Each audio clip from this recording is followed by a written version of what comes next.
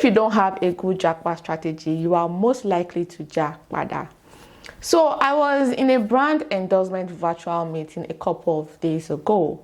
After the meeting, one of the people I was in the meeting with asked if I consult for those looking to jackpot to the UK. So for those of you who would be watching this video and you do not know or you do not understand the meaning of jackpot, jackpot simply means relocating abroad from your home country. So it's a Nigerian slang. So I'm guessing this person that asked this question after the meeting has been looking for a strategy that works on how to relocate to the UK, and probably he has not been getting it. Well, I do not provide any consultancy services for those looking to relocate to the UK, but seeing that I am knowledgeable about relocating to the UK, I decided to create this free video about the ultimate UK relocation strategy for those looking to jackpot.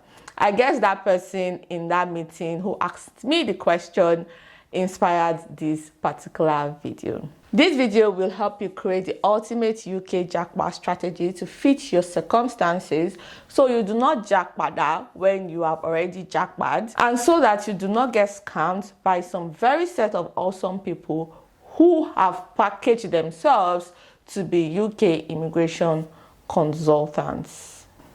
This strategy is tailored for UK international students or prospective UK international students. However, foreign nationals looking to work in the UK without going through the study route can adopt one or two steps I would mention in this video to create a good jackpot strategy for themselves. The strategy to locate the UK is simple but tricky simultaneously, but it is possible to achieve. The strategy is to come to the UK to study on a UK student visa, get a sponsored job and switch to a UK work visa like the UK skilled worker visa or the UK health and care worker visa. After that process, you would want to stay on your UK work visa for a minimum of 5 years, and after 5 years, apply for the indefinite leave to remain status in the UK. Then after 1 year of having the indefinite leave to remain status in the UK,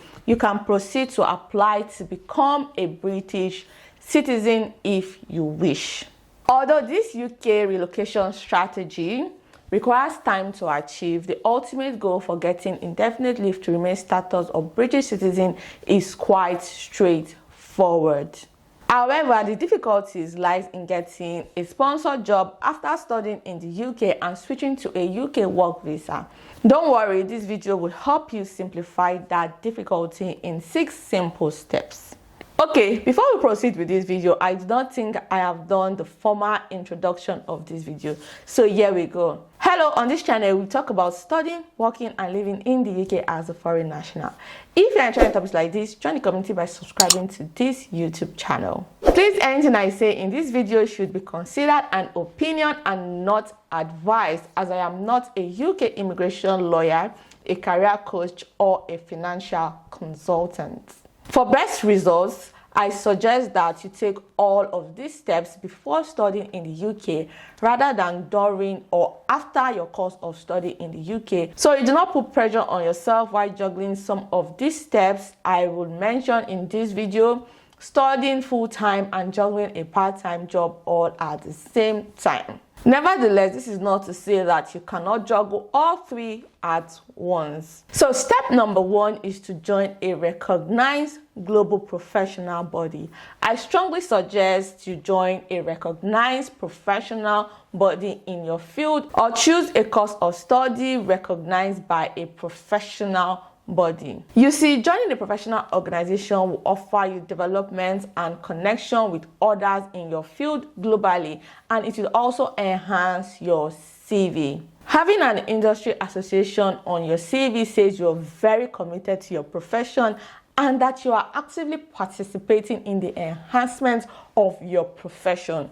And it will also enhance your chances of securing a job quickly after you are done with your course of study here in the UK. The second is to have professional certifications. Honestly, the kind of jobs that offer UK visa sponsorship are highly competitive because in many cases, candidates need to meet certain skill requirements. And there are a lot of qualified foreign nationals applying for those kind of jobs too. Like, you're not the only one that will be applying for those kind of jobs. You see, certifications can differentiate you from other professionals in your field, as it shows that you have a demonstrated commitment to understanding and excelling in your profession. Likewise, professional certificates can give you a competitive advantage, help you stay on top of trends, and help you learn how to use new work tools. The professional benefits certifications provide you with are essential in today's competitive job market. For example, if you're an educationist,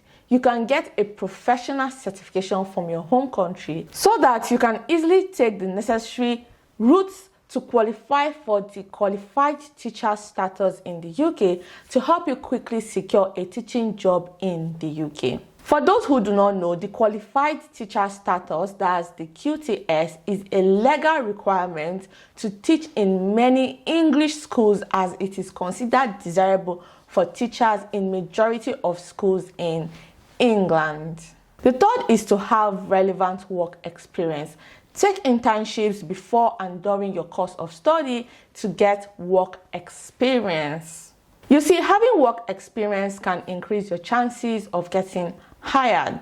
In a large pool of hopefuls applying for the same job, it is important that you are able to set yourself apart from other applicants, and having work experience under your belt can help you do just that. You see, some employers could disregard your job application entirely if you do not have any previous work experience. So having work experience would increase your chances of getting hired for a job here in the UK fast. Now, if you have watched this video to this point, it means that you find it valuable.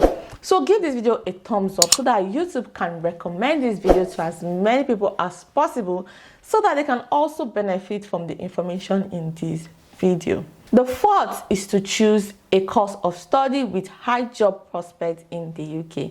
Now, this is easy. You want to do this by choosing a course of study in which the occupation outcome is on the shortage of occupation list put together by the UK government. For instance, if you're studying maybe a BSc or an MSc in accounting, the occupation outcome is most likely that you would become an accountant. Likewise, if you need to know what course to study in the UK, you can also start your search from the shortage of occupation list put together by the UK government. Again, you will want to look at a career path in the UK shortage of occupation list that best suits the course of study that appeals to you or fits into your previous educational background. You don't want to choose a course of study that when you come to UK to study, you would be struggling to pass. Now, you might ask, what is the shortage of occupation list? The UK shortage of occupation list, also known as SOL, contains skilled worker jobs that the UK government deems are in short supply within the UK labour market. For jobs on the SOL, the UK immigration rules for work visas are relaxed to make it easier for overseas workers with the required skills and experience to come work in the UK. For instance, skilled worker visa applicants only require a salary at 80% of the normal going rate if they have a job on the SOL. Furthermore, the application fees are typically lower if applicants have a role on the shortage of occupation list. For example, a 5-year skilled worker visa, if you're applying inside the UK, costs £1,220, while a 5-year skilled worker visa, if you're applying inside the UK and your job is on the shortage of occupation list, would cost £928. There is a high possibility that if you choose a course of study in which the occupation outcome is on the Shortage of Occupation list put together by the UK government, you will get a job that could sponsor your UK work visa. The fifth is to apply aggressively for your ideal job. Getting a sponsored job in the UK is hard work, and be prepared to put in the necessary work. Now, get ready for many unfortunately in the UK when you're job hunting. However, you have to be optimistic about the situation to avoid being depressed. During the period you would be aggressively searching and applying for a job, be grateful and find joy in the little things like you being able to study in the UK, and be optimistic that you are going to find your ideal job that would sponsor your UK work visa. Also, before going out to pay people to help you with your CV reviews or whatnot, ensure you use your university career service first. Now, after you've done that, if you're not getting your desired result, you can then go on to pay a professional career coach to help you secure your ideal job in the UK that can sponsor your work visa. Please note that paying someone to hire you and sponsor your UK work visa is illegal. You are not meant to pay agencies to recruit you for UK jobs. Securing a job in the UK is based on your merit and your level of competency. However, it is not a crime to pay a career coach, a licensed career coach, to coach you in a way that you'll be able to land your ideal job. That's why I said you can use your university career services first, because those people in your university career services would be professionals and they can coach you in getting your ideal job for free. I mean, you have already paid for this service with your tuition fee, so why not just maximize these services on campus? The sixth is for those who are married. Now, if you're married, you want to maximize the dependent visa. The idea is for the person with not so strong job prospects to come to the UK to study a master's degree or a PhD degree to improve their job prospects, and the person with a high job prospect will be the dependent to look for a job with a UK work visa sponsorship. Now, this decision should not be gender-based. It should just be you and your spouse being honest with each other and seeing who needs the career push or who needs to go back to school to level up their career prospects, and who can easily get a job when you come to the UK. Now, whoever is studying should not study at an undergraduate level, because if they do, they will not be entitled to bring a dependent to the UK. You see, in the UK, undergraduate students are not entitled to bring a dependent to the UK on their student visa. So if you're a couple thinking to relocate to the UK using the student visa, what you want to do is you want one person to study at a master's level or a PhD level, so that that person who is the main applicant can bring a dependent on their student visa. Now, the dependents can look for a job with a UK work visa sponsorship pending the time that the main applicant is done studying. So the main applicant will not be under pressure, and the main applicant can concentrate on their degree and excelling in their degree, so that they can improve their job prospect in the UK and also secure their own ID job in the UK. Likewise, instead of applying for the PSW visa after the main applicant is done with their course of study, the main applicant and the dependent can switch to the work visa if the dependent secures one before the student visa comes to an end. Switching to a UK work visa instead of the PSW visa would help you save money, as you don't have to pay for the PSW visa, then later you switch to a work visa and pay for the work visa again. It will help you save money, and it will also shorten your route to applying for the indefinite leave to remain status in the UK. Because once you switch to a work visa, you just have to stay on the work visa for 5 years, and after 5 years you can then apply for the indefinite leave to remain.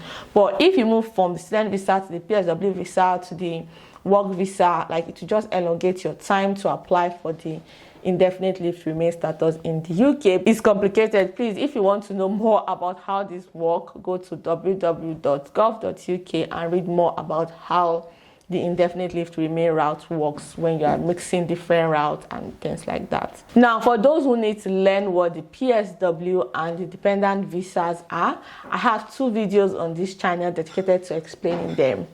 They should pop up on the screen right now for you to watch. With this, we have come to the end of this video. Do not forget to share the video with someone who will find it helpful. Bye for now, and thanks for watching.